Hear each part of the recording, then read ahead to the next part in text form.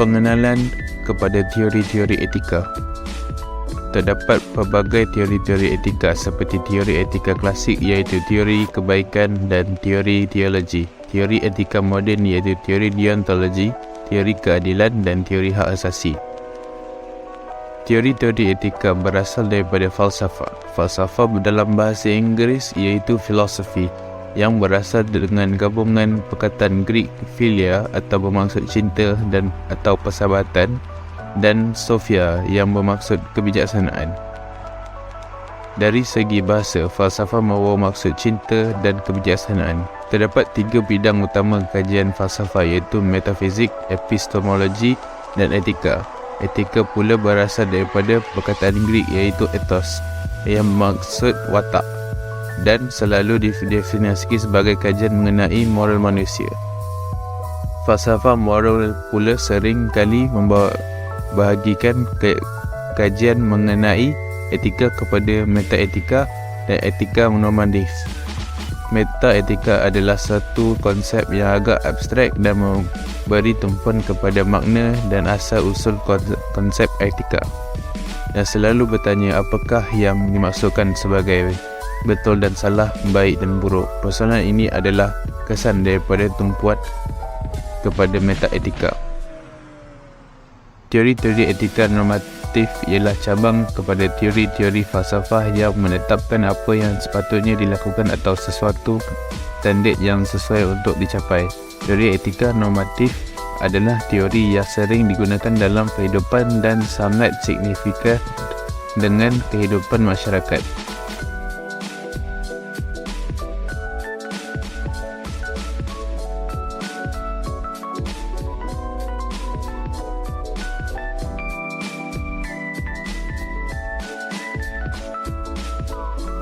Seterusnya, saya akan mengulas tentang teori etika klasik yang pertama, iaitu teori kebaikan.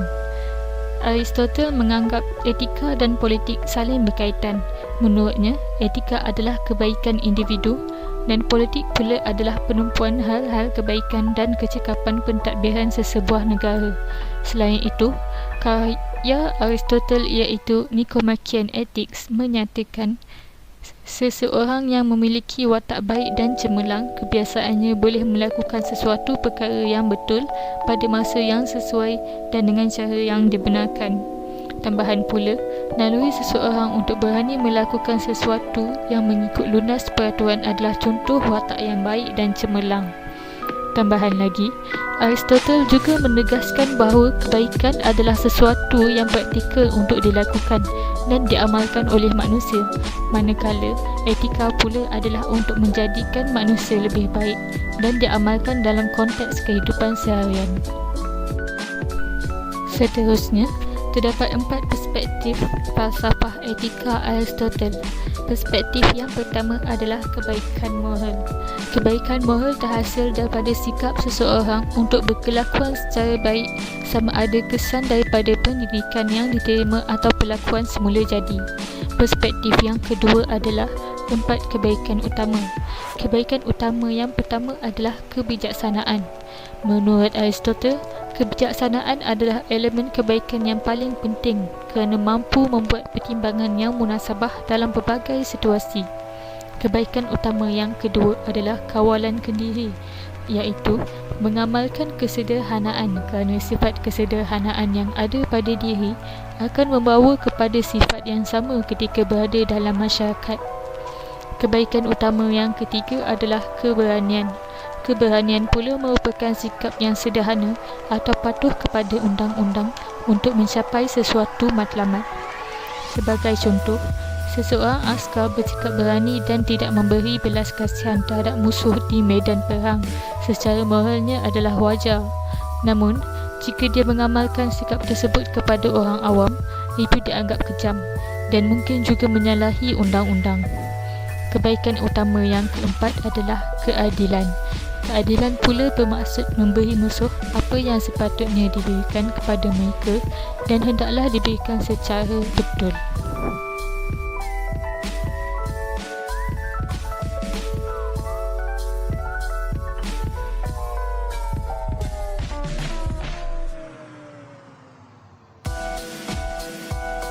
Teori teleologi yang berasal pada perkataan Greek iaitu telos membawa maksud tujuan atau akibat, manakala legos yang bermaksud sebab, keterangan atau penjelasan.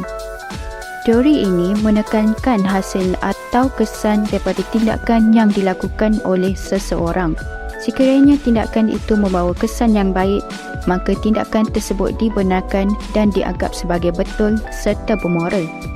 Pada masa yang sama, nilai betul atau salah ini juga masih bergantung kepada penerimaan sesebuah masyarakat. Sekiranya nilai tersebut diterima, maka ia dianggap sebagai tindakan yang betul dan moral.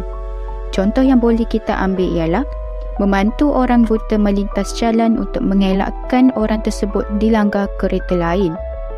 Berdasarkan teori ini, seseorang seharusnya menilai hasil atau kesan daripada suatu tindakan yang dilakukan, sama ada tindakan tersebut mendatangkan kesan baik atau buruk kepada diri sendiri atau orang lain.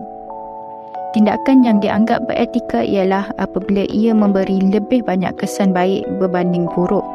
Contohnya, seperti orang yang sering menderma. Melalui derma yang diberikan, tindakan tersebut membantu peminta sedekah untuk mendapatkan sumber kewangan bagi keperluan kehidupan asas seperti makanan dan minuman juga dianggap sebagai moral dan betul.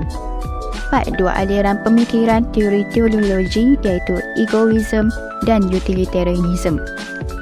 Egoism berpendapat bahawa seseorang individu harus melakukan tindakan yang boleh memberikan kesan maksimum kepada dirinya. Oleh sebab itu, kesan yang paling baik adalah sekiranya tindakan individu dapat memberi akibat yang disukai oleh individu tersebut. Jelaslah aliran ini mengetepikan kepentingan kesan kepada pihak lain dan mentumpukan kesan terhadap diri sendiri. Bagi utilitarianism pula, aliran ini berpegang kepada prinsip di mana seseorang individu harus melakukan tindakan yang boleh mendatangkan kebahagiaan atau kesan yang baik kepada bilangan orang yang paling maksimum dan tidak terhad kepada diri sendiri. Terdapat dua sarjana yang sering dikaitkan dengan aliran ini iaitu Jeremy Bentham dan John Stuart Mill.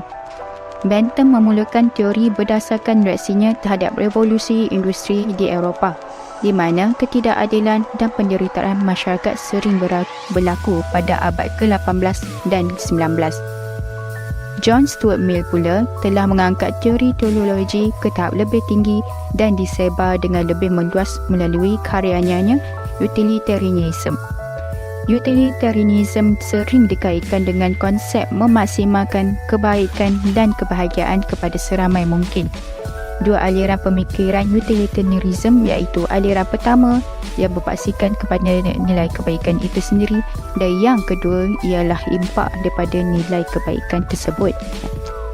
Bagi teori etika moden, terdapat tiga teori yang akan dibincangkan iaitu teori deontologi, teori keadilan dan teori hak asasi. Teori pertama iaitu deontologi. Teori tersebut dikaitkan dengan tugas atau kewajipan yang berasal daripada bahasa Greek iaitu deontos yang bermaksud wajib. Immanuel Kant, seorang ahli falsafah Jerman, telah menguraikan teori deontologi secara terperinci dan telah menjadi rujukan kepada ramai sarjana.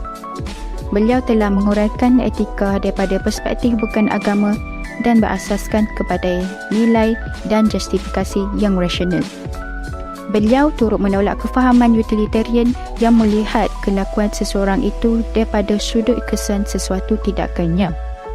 Mengikut pendapat beliau, adalah tidak logik untuk melihat konsep kewujudan kebahagiaan sebagai kesan kepada tingkah laku manusia kerana konsep kebahagiaan sentiasa berubah mengikut persepsi individu. Oleh itu, teori deontologi tidak melihat kepada kesan perbuatan, malah menekankan tanggungjawab dan kewajipan yang harus dilakukan oleh seseorang individu.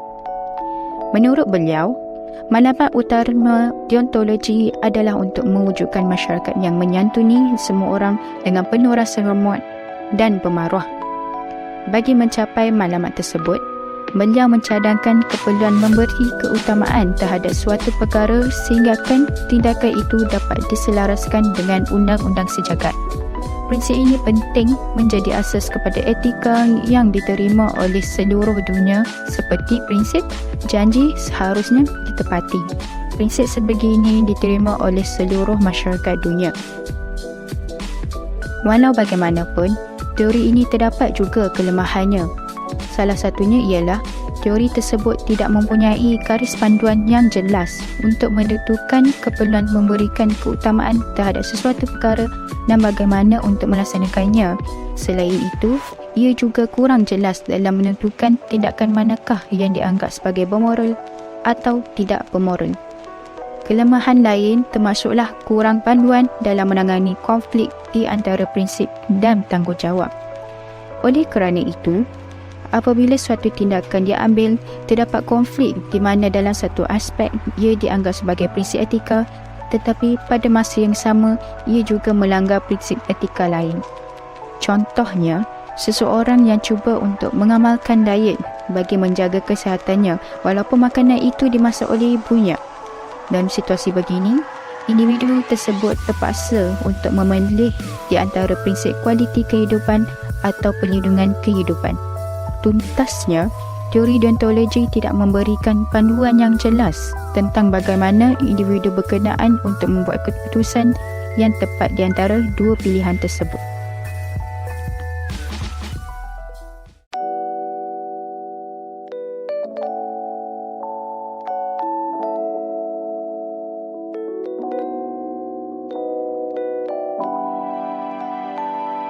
Teori yang kedua bagi teori-teori etika moral adalah teori keadaan Jung. Teori keadaan menerangkan proses sistem keadaan sosial di mana Rawls mengaitkan keadaan itu sebagai kesalahan. Teori ini dipengaruhi oleh teori tentang teori gemologi yang diasaskan oleh Pitt.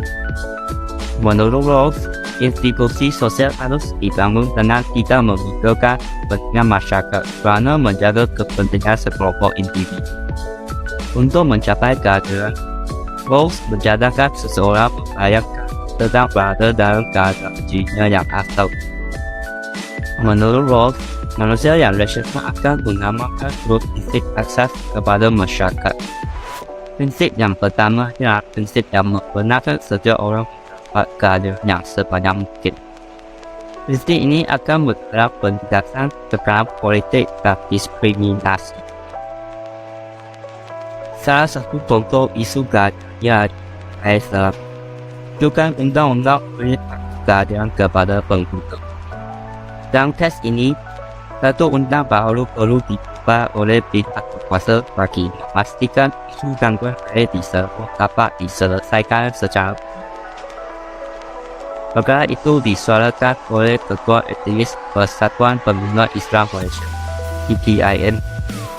Datuk Najib Johan menyifatkan angka itu bagi memberikan keadilan kepada semua pihak.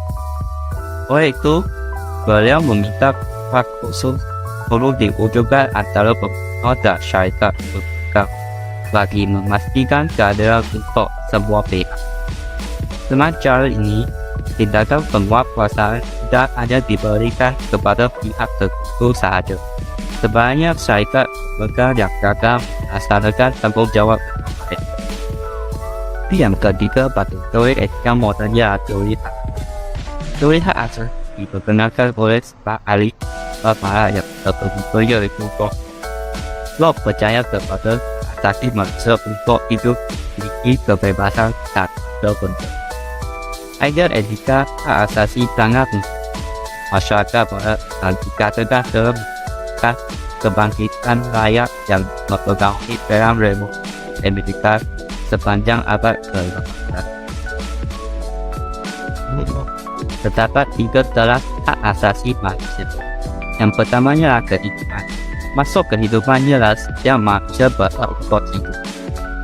Yang kedua ialah memiliki kebebasan. Kebebasan ialah semua manusia berhak untuk melakukan apa sahaja selagi tidak melanggar teras kehidupan. Yang terakhir ialah harta bentuk, iaitu setiap manusia berhak memiliki harta dan kekayaan selagi tidak bertentangan dengan teras kehidupan dan kebebasan. Menerusi falsafah moral, percaya bahawa kerajaan harus menyediakan atas asas untuk rakyat, yaitu hak untuk hidup, memiliki kebebasan dan atau benda. Tujuan hak ini perlu diberikan kepada rakyat kerana dapat melindungi rakyat daripada sebarang bentuk kezaliman dan penyalahgunaan kuasa. Idea Locke telah mempengaruhi demokrasi moden, bahkan telah membuka idea hak asasi dan kebebasan ini kepada semua. Menurut Locke, kepelbagaian dalam masyarakat bukan alasan untuk tidak memberikan hak dan kebebasan kepada rakyat yang pelbagai ini.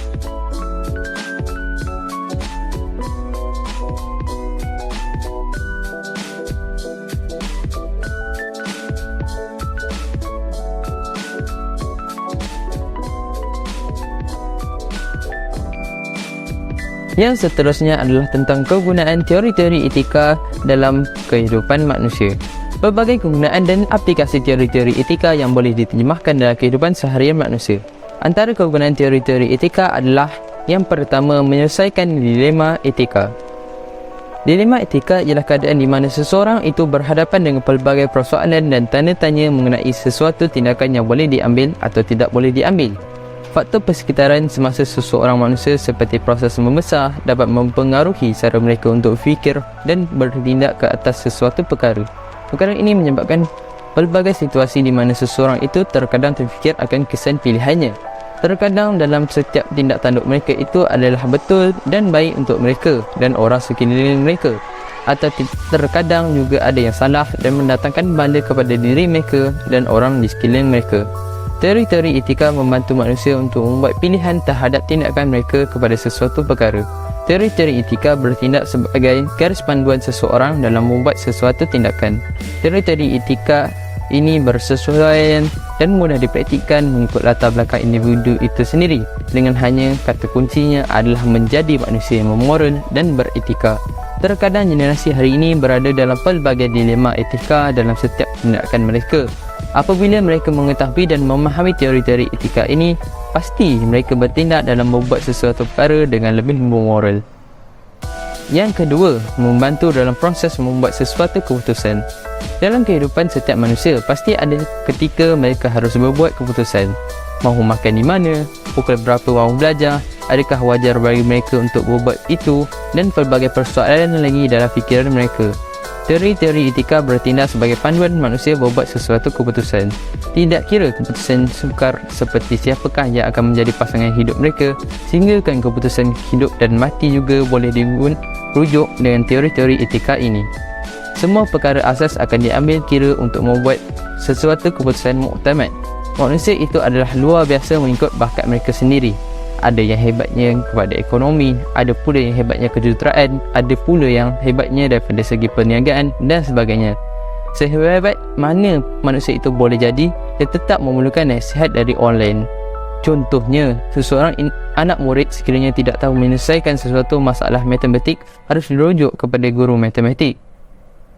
Seseorang peguam apabila tidak tahu mengenai perkara asas perumahan, harus dirujuk kepada arkitek yang berkenaan. Hidup ini jangan selalunya menonggak ke langit. Seketika tunduklah diri kepada bumi. Kerana hidup ibarat roda. Terkadang roda pusing, kita di atas. Terkadang roda pusing lagi, kita di bawah pula. Oleh itu, amat ditekankan untuk generasi hari ini untuk merujuk teori-teori etika sebelum membuat sesuatu keputusan agar mereka tidak menyesal di lain hari. Yang ketiga, mengenal pasti tanggungjawab etika. Manusia itu dari dahulu telah diberikan peranan tersendiri. Ada yang menjadi rakyat biasa, ada kalangan awam, tentera dan pemimpin negara. Kesemua mereka ada tanggungjawab tersendiri mengikut bakat mereka. Mungkin ada yang mempunyai tanggungjawab yang lebih kecil daripada yang lain, dan ada pula yang tanggungjawabnya lebih besar daripada yang lain. Kepelbagaian tanggungjawab ini mewujudkan kepelbagaian etika yang perlu dipatuhi dan dilaksanakan oleh setiap orang yang mempunyai tugas, peranan dan tanggungjawab khusus. Dari sinilah keputusan teori-teori etika sebagai panduan manusia untuk berfungsi dengan lebih efektif dan efisien mengikut tanggungjawab mereka sendiri. Generasi kini yang mempunyai banyak lagi tanggungjawab. Adanya pelajar yang bertanggungjawab membanggakan dan menjaga orang tua mereka ketika berjaya. adanya pensyarah yang bertanggungjawab mengajar anak muda hari ini agar mereka dapat berjaya menjadi insan yang berguna.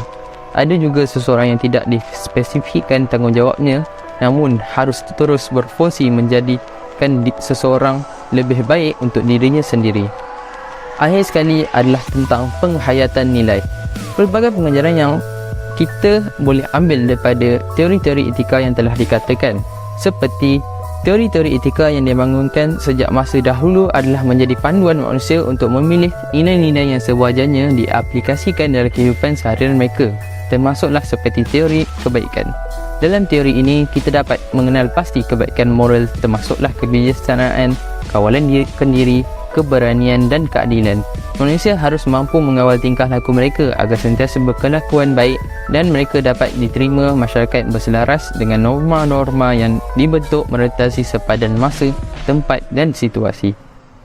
Segala tindak tanduk kita tetap terikat kepada panduan etika secara kita sedar maupun tidak. Teori-teori etika ini dibangunkan sebagai panduan umum dalam tata cara berfikir, bertutur dan bertindak dalam pelbagai aspek kehidupan. Teori-teori etika ini tidak terhad kepada golongan rakyat ataupun golongan pemimpin. Panduan ini harus dipegang dalam hati setiap individu demi menjaga kepentingan semua golongan termasuklah alam sekitar. Perkara ini boleh disesuaikan mengikut lokasi, waktu dan situasi tanpa mengetepikan nilai-nilai etika yang berkaitan. Walau manusia itu bezanya latar belakang mereka, kaum, agama dan kepercayaan, namun teori-teori etika ini mudah diadaptasikan dan merentasi semua elemen-elemen. Teori-teori etika adalah usaha kita dalam mencari titik kesamaan antara semua golongan masyarakat agar satu persetujuan bersama dapat diperolehi. Satu nilai yang diterima umum dan bersifat universal mampu menjadi panduan semua manusia di pelbagai keadaan yang mereka sedang hadapi. Teori-teori etika membantu membentuk nilai diri dan perwatakan individu sama ada sebagai seorang manusia atau sebuah masyarakat. Mengetahui dan memahami teori-teori etika menjadikan kita sebagai manusia yang berfungsi dan bertindak balas terhadap keperluan dan perubahan persekitaran. Manusia itu dinamik, memerlukan panduan etika yang jelas dan sesuai diamalkan dalam mengatur kehidupan mereka. Jadi itu saja pada kami. Sekian, terima kasih.